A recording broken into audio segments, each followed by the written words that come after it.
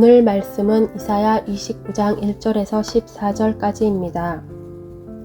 슬프다 아리엘이여 아리엘이여 다윗이 진친 성읍이여 해마다 절기가 돌아오려니와 내가 아리엘을 괴롭게 하리니 그가 슬퍼하고 애곡하며 내게 아리엘과 같이 되리라. 내가 너를 사면으로 둘러 진을 치며 너를 애워 대를 쌓아 너를 치리니 내가 낮아져서 땅에서 말하며 내 말소리가 낮이기 티끌에서 날 것이라. 내 목소리가 신접한 자의 목소리같이 땅에서 나며 내 말소리가 티끌에서 짓거리리라. 그럴지라도 내 대적의 무리는 세미한 티끌 같겠고 강포한 자의 무리는 날려가는 겨 같으리니 그 일이 순식간에 갑자기 일어날 것이라. 만군의 여호와께서 우레와 지진과 큰 소리와 해오리 바람과 폭풍과 맹렬한 불꽃으로 그들을 징벌하실 것인즉 아리엘을 치는 열방의 무리 곧 아리엘과 그 요새를 쳐서 그를 공고하게 하는 모든 자는 꿈같이 밤의 환상같이 되리니 줄인 자가 꿈에 먹었을지라도 깨면 그 속은 여전히 비고 목마른 자가 꿈에 마셨을지라도 깨면 곤비하며 그 속에 갈증이 있는 것 같이 시온산을 치는 열방의 무리가 그와 같으리라. 너희는 놀라고 놀라라. 너희는 맹인이 되고 맹인이 되라. 그들의 취함이 포도주로 말미암음이 아니며 그들의 비틀거림이 독주로 말미암음이 아니니라.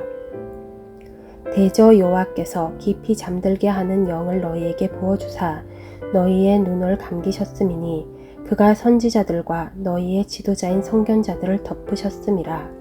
그러므로 모든 계시가 너희에게는 봉한 책의 말처럼 되었으니 그것을 글 아는 자에게 주며 이르기를 그대에게 청하노니 이를 읽으라 하면 그가 대답하기를 그것이 봉해졌으니 나는 못 읽겠노라 할 것이요.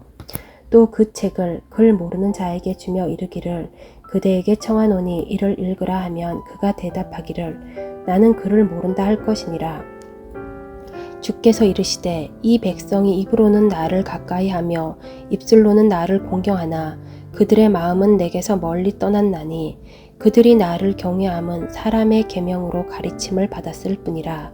그러므로 내가 이 백성 중에 기이한 일 곧 기이하고 가장 기이한 일을 다시 행하리니 그들 중에서 지혜자의 지혜가 없어지고 명철자의 총명이 가려지리라. 아멘.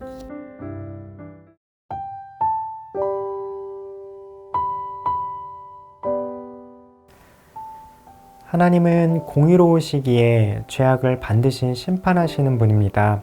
동시에 자비로우시기에 구원을 베푸시기도 하십니다. 모순인 듯 보이지만 두 가지가 함께하는 모습이 오늘 말씀 속에서도 잘 드러납니다. 심판하시는 동시에 구원하시고자 하시는 하나님의 마음을 함께 살펴보겠습니다.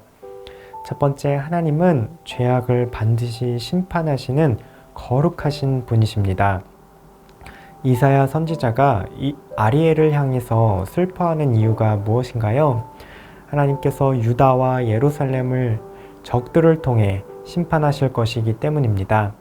내가 너를 사면으로 둘러 진을 치며 너를 애워 대를 쌓아 너를 치리니 이렇게 말합니다. 적들이 예루살렘을 포위하고 공격하게 되면 그 주민들은 너무 두려운 나머지 죽은 사람처럼 땅속에 숨어서 소근될 수밖에 없게 됩니다. 너무 고통스러운 나머지 신접하여 귀신 들린 자처럼 혼비백산하게 될 것이라고 말합니다. 하나님께서 이러한 심판을 자기 백성에게 내리는 그러한 원인이 어디에 있을까요? 바로 하나님의 백성, 그들의 중심이 무너졌기 때문입니다. 하나님의 백성이 마음으로는 이미 하나님을 떠나버렸습니다. 13절입니다. 주께서 이르시되 이 백성이 입으로는 나를 가까이 하며 입술로는 나를 공경하나 그들의 마음은 내게서 멀리 떠났나니 그들이 나를 경외함은 사람의 계명으로 가르침을 받았을 뿐이라.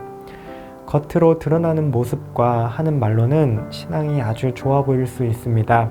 큰 소리로 사람들이 들리도록 기도도 했을 것이고 하나님의 영광을 운운하며 하나님을 공경하는 척 했을지도 모릅니다. 그래서 주변 사람들에게 신앙 좋다라고 하는 좋은 평판과 인기를 얻었을지도 모릅니다.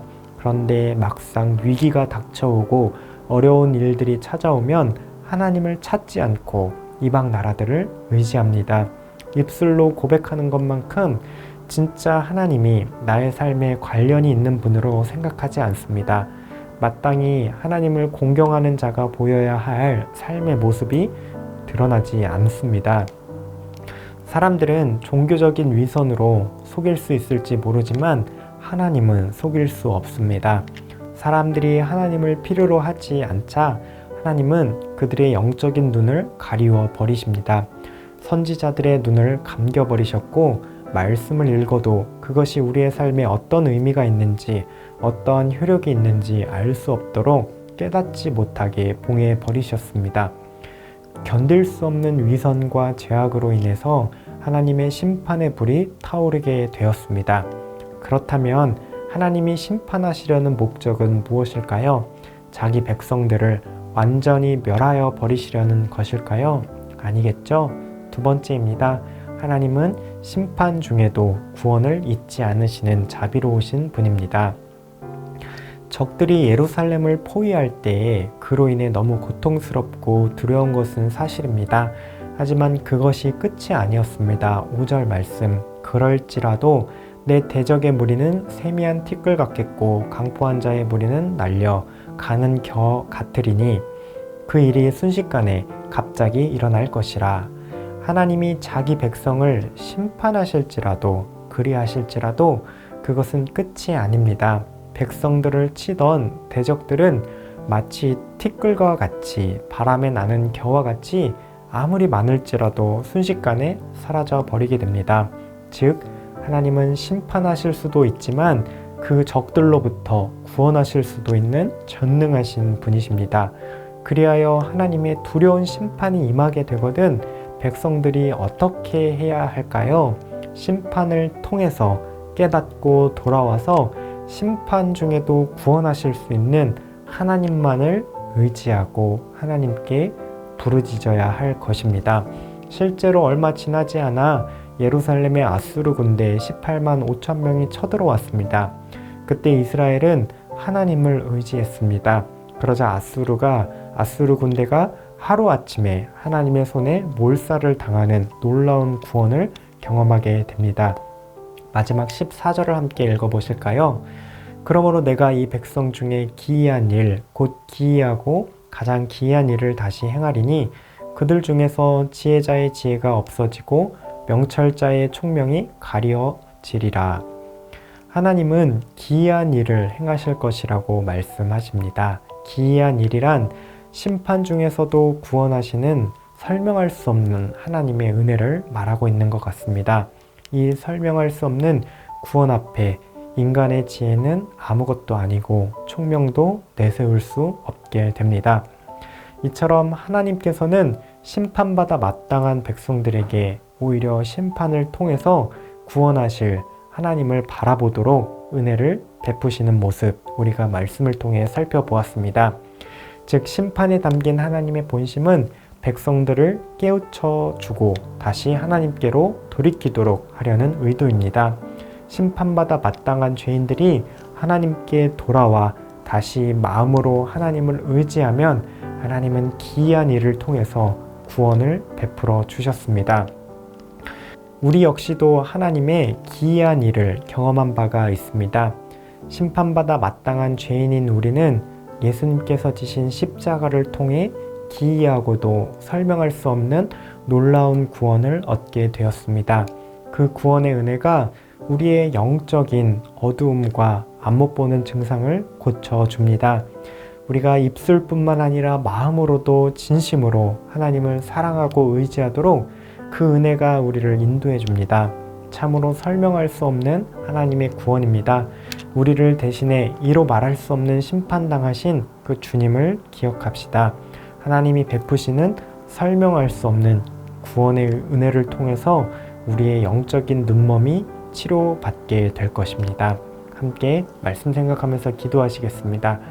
인간의 지혜로는 설명할 수 없는 십자가 그 구원의 은혜로 우리의 눈먼을 고쳐 주옵소서.